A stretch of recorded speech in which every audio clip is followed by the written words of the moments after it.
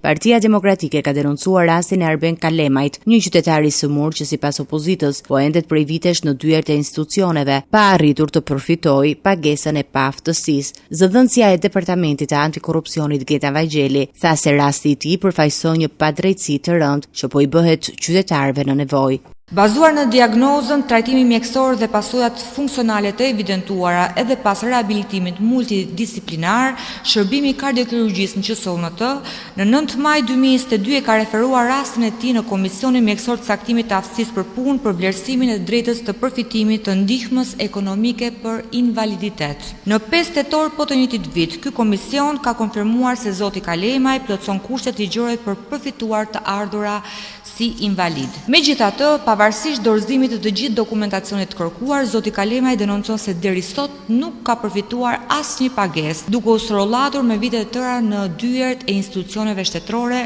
pa asnjë rezultat konkret.